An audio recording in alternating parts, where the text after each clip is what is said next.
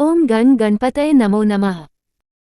आइए सुनते हैं कार्तिक महात्म्य के 9वें अध्याय की यह अद्भुत कथा, जहाँ भक्ति, श्रद्धा और भगवान की कृपा एक साथ मिलकर जीवन को पावन बना देती है। जय श्री कृष्ण, जय श्री हरि। राजा पृथु ने कहा, हे मुनिश्रेष्ठ नारद जी, आपने कार्तिक माह के व्रत में जो तुलसी की जड़ में भगवान विष्णु का निवास बताकर उस स्थान की मिट्टी की पूजा करना बतलाया है, अतः मैं श्री तुलसी जी के महात्म्य को सुनना चाहता हूँ। तुलसी जी कहाँ और किस प्रकार उत्पन्न हुई, ये बताने की कृपा करें। नारद जी बोले, राजन, अब आप तुलसी जी की महत्ता तथा उनके जन्म का प्राचीन इतिहास ध्यानपूर्वक सुनिए।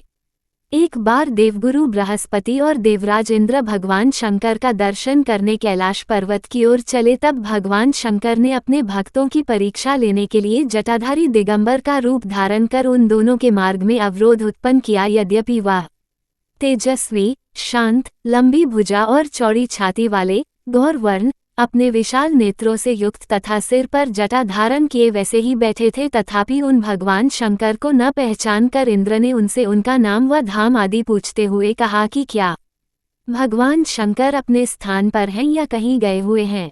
इस पर तपस्वी रूप भगवान शिव कुछ नहीं बोले।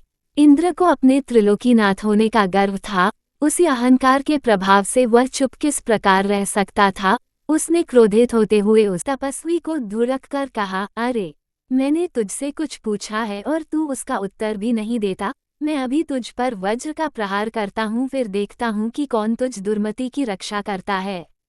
इस प्रकार कहकर जैसे ही इंद्र ने उस जटाधारी दिगंबर को मारने के लिए हाथ में वज्र लिया, वैसे ही भगवान शिव ने वज्र सहित इंद्र का हाथ स्तंभित कर दिया और विकराल नेत्र कर उसे देखा।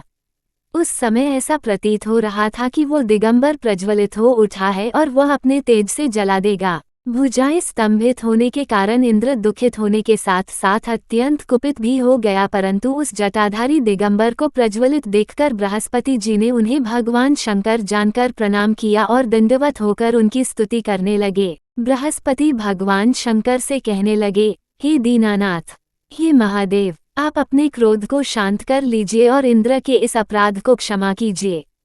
बृहस्पति के यह वचन सुनकर भगवान शंकर ने गंभीर वाणी में कहा, मैं अपने नेत्रों से निकाले हुए क्रोध को किस प्रकार रोकूं।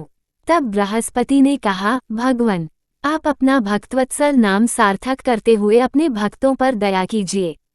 आप अपने इस तेज को अन्यत्र स्थापित कीजिए और इंद्र का उद्धार कीजिए। तब भगवान शंकर गुरु बृहस्पति से बोले, मैं तुम्हारी स्तुति से अत्यंत प्रसन्न हूँ। तुमने इंद्र को जीवनदान दिलवाया है।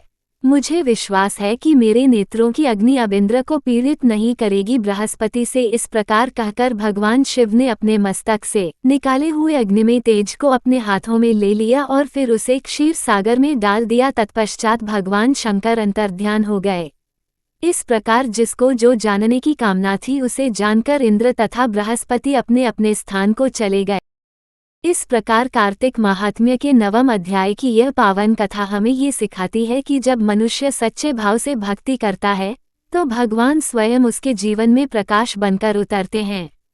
कार्तिक मास में किया गया एक दीपदान, एक मंत्र जाप, एक प्रभु स्मरण सब मिलकर जीवन के अंधकार को मिटा देते हैं। जुड़े रहिए हमारे साथ कार्तिक माह की दिव्य कथाएं सुनने के लिए। जय श्री हरि, जय श्री कृष्ण, राधे राधे।